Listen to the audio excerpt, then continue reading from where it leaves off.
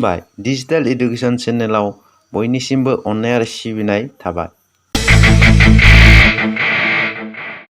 दिनै आं सोलोंगोन जीमेलखौ माबोरै बाहायो आरो बेनि मुलाम्फानि सोमोन्दै।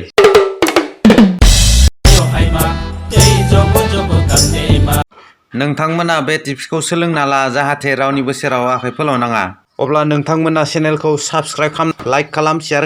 लोगोफोर, नोंथांनि मबाइला मेम'रि फुल जाबाय नामा?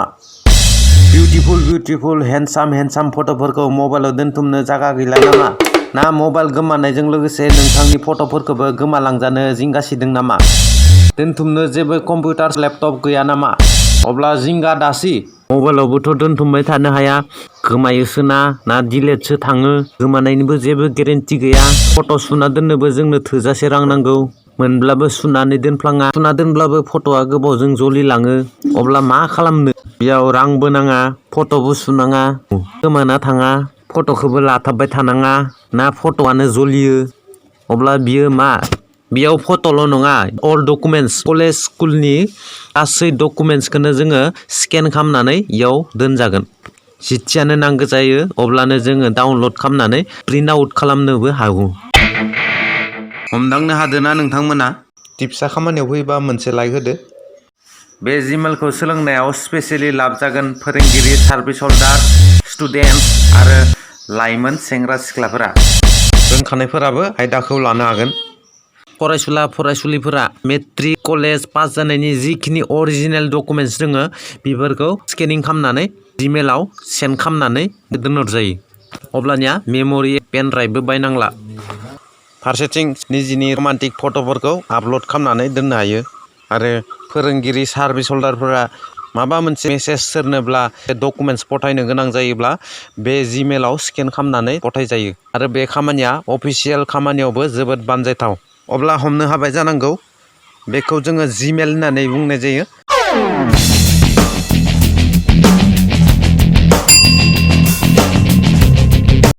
जीमेला मोनसे नेटआव थानाय मोजां सुबिदा आरो बे सुबिदाया जोंनि मबाइलावनो दं। खायसे सुबुङा बेखौ इउजखौनो खालामनो रोङा आरो जीमेलनि मुलाम्फाखौबो मिथिस्लाबा।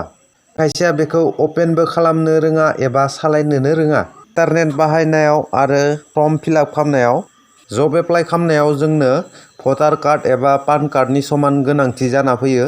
बेखायनो जीमेल आइडिखौबो साफ्रोमबो सुबुङानो क्रिएट खालामना लानो गोनां जायो। मोनसे खोथा आरोबाव, जीमेलाव जाय दोनथुमनो हानाय सुबिदाया दङ, बे दोनथुमनो हानाय सुबिदाया मबाइलनि SMS एबा WhatsAppआव गैया। बेखायनो जोङो जीमेलखौ फट' दोनथुमनोबो बाहायजायो। दानिया फैदो दिन्थिनोसै आं जीमेलजों जोङो माबोरैहाय फट'खौ आपल'ड खालामनानै जोङो नेटआव दोनथुमनो हायो आरो जीमेलजों जोङो माबोरैहाय एप्लिकेसन दैथायनो हायो बिनि फर्मुलाखौ होनोसै आं। जीमेलखौ अपेन खालामनोब्ला जोङो मबाइलाव बे मोनसे जीमेलनि एपखौ नागिरनांगोन। जीमेल एपनिफ्राय गोरलै जायो। अपेन खालामना ला। बिदि अपेन जागोन। अपेन खालामनाय लोगो लोगो अपेन जागोन जीमेल सिम्बल थानाय। स्किपबो खालामजायो, दानबो खालामजायो। दान खालामनाय लोगो लोगो नेक्स्ट स्टेपआ फैगोन। गाहायाव मा लिरनाय दोङो नायदो, take me to Gmail, please add. इयाव एड खालामनो होदो। गिबियावनो एड खालामदो, एड। ओमफ्राय गुगोल अपसनाव थां गोजौनि।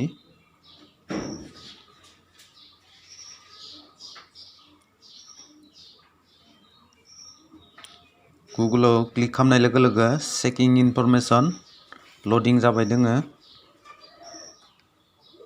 2 सेकेन्ड बा 3 सेकेन्ड लडिं जागोन। साइनिं इननि अपसन फैबाय। बे साइनिं इनाव जोङो जिखुनु माने बे साइनिं इनाव क्रिएट खालामखानाय जीमेल आइडिखौ क्लिक खालामनानै टाइप खालामनांगौ। जेरै sky4as@gmail.com। बे आंनि जीमेल आइडि। बे जीमेल आइडिखौ टाइप खालामखांनानै बे जीमेल आइडिखौ नाय। बे आंनि जीमेल आइडि।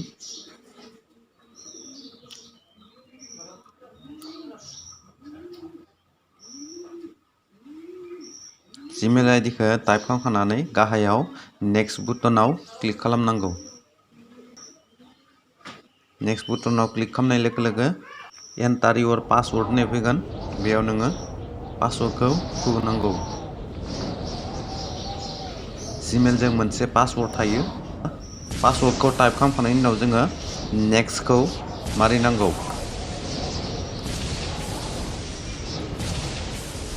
बिनि उनाव गाहायाव आइ एग्रि होननाय दोङो।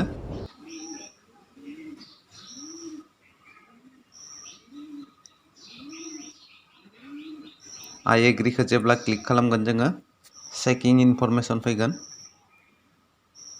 बेनि उनाव गुगोल सार्भिसा लासै लासै अपेन जागोन आरो दानिया बेखौ स्क्रल बारखौ नोङो गोजौआव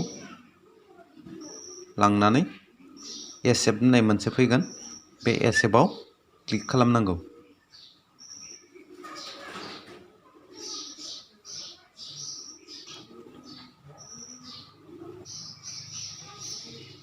अब्ला जोङो जिमेल आइडिखौ इनपुट खालामबाय। अब्ला जों जिमेल आइडिखौ सोबाय। दानिया सोनाय लोगो लोगो टेक मी टु जिमेल बेयाव क्लिक खालामनांगोन। अब्ला अपेन जायो। बेफोर जाबाय मोनफा मोनफा जिमेलाव थानाय SMS। गाहायथाराव मोनसे प्लास सिम्बल दङ आरो गोजौआव सार्च मेल होननाय दोङो। खनायाव क्लिक खालामनांगौ। क्लिक खालामब्ला जोङो बेयाव थानाय मोनफ्रोमबो अपसनखौनो नुगोन। बियो मोनसे सेन आइटेम। सेन आइटेमाव SMS खौ जोङो हरखांनायनि उनाव थांदोंना थाङाखै बेखौ चेक खालामनो हायो आरो गाहायाव अल मेल होननाय दोङो। गासै मेलखौनो जोङो बेयाव क्लिक खालामब्ला नुगोन। SMS नि अपसनफोरखौ नायनानै लादो। अब्ला जिमेलनि अपसनफोरा बेखिनियानो। आरो जेब्ला SMS हरनाया जोंनिया फैलार जागोन आउट बक्सआव फैना थाफैगोन एबा ड्राफ्टआव थागोन। प्लास सिनाव दानिया SMS हरनो थाखाय जोङो आग्रा आखाइनि प्लास सिनाव क्लिक खालाम। लोगोसे प्लास सिनाव क्लिक खालामनाय लोगो लोगो गोजौआव नुबाय कम्प'ज होननाय आरो इनि गाहायाव दोङो फ्रम। फ्रम माने जायनिफ्राय हरगोन। अर्थात आंनिफ्राय हरगोन नालाय आंनिफ्राय हरगोन बिनिखायनो आंनि जिमेल आइडिया इयाव ओंखारगोन। टुनि जायगायाव जोङो क्लिक खालामनांगोन। क्लिक खालामब्ला बेयाव मोनसे टाइपिं अपसन फैगोन। टाइपिं अपसनाव जोङो जायनिसिम हरगौ बिनि जिमेल आइडिखौ टाइप खालामनांगोन। दा बेयाव निजिनि जिमेल आइडियावनो हरनोब्ला निजिनि जिमेल आइडिखौ नोङो इयाव टाइप खालामफिननांगोन। दानिया साबजेक्टनि जायगायाव जोङो एप्लिकेसननि मेइन साबजेक्टखौ लिरोबाबो लिरनो हायो।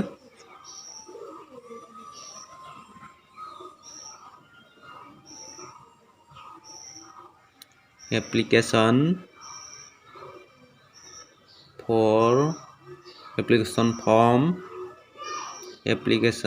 फर्म बिनि उनाव लिरलांदो। डट डट होना दोनबाय आं। एप्लिकेसननि मेइन टपिकखौ कम्प'ज इमेल होननायाव बक्सआव थांनानै लिरबानो जाबाय। बेयाव सर्टै लिरना दोनसै आं। गिबियावनो टु लिरग्रोबाय। टु दा HM डट डट अब्ला लिरनाया जाबाय। जेब्ला लिरनाया कमप्लिट जायो जोङो सेन्ड खालामनो गोनाङाव जोङो गोजौनि मोनसे सिम्बल नुदो नोंथांमोना बेयाव क्लिक खालामनांगोन। क्लिक खालामब्ला SMS आ गाहायाव सेन्ड जानायखौ दिन्थिगोन। दानिया बे SMS खौ जों चेक खालामनो थाखाय गोजौआव क्लिक खालामनांगोन अपसन बुटनाव।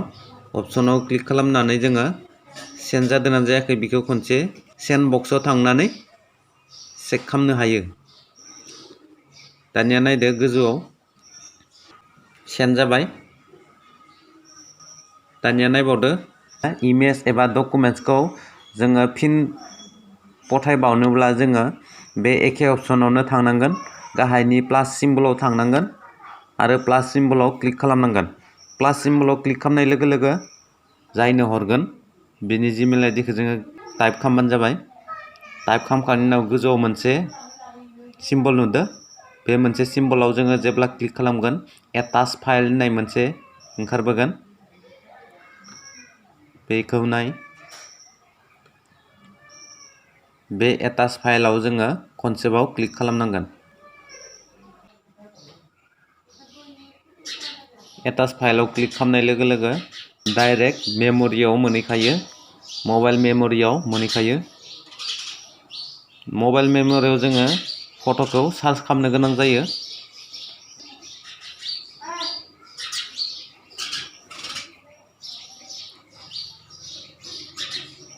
दानिया आगसिनि गोजौनि अपसनाव क्लिक खालाम मेम'रिखौ दिन्थिगोन गाहायाव जेब्ला मेम'रिया ओंखारबोगोन जेब्ला मेम'रिनि इनबक्सखौ जोङो खुलिना नायगोन अब्ला जोङो फल्डाराव सार्च खालामनांगोन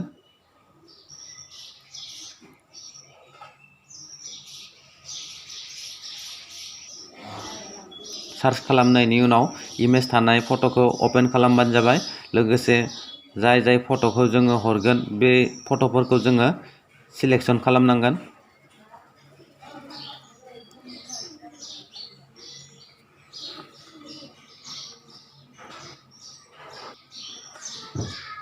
खनसे हरगासेयाव जोङो 25 MB सिमहालागै हरनो हायो फट'नि MBखौ नायनानै जोङो फट'खौ आपल'ड खालामनो हायो बेयो 1 MBनि खमाव दङ बेबो 1 MBनि खमाव दङ जिखिनि फट'खौ आं सिलेक्सन खालामबाय बेखिनि फट'आ आपल'ड जाग्रोबाय बिनि उनाव जोङो साबजेक्टखौ लिरोबाबो लिरनो हायो साबजेक्टखौ जोङो फट' होनना लिरबाय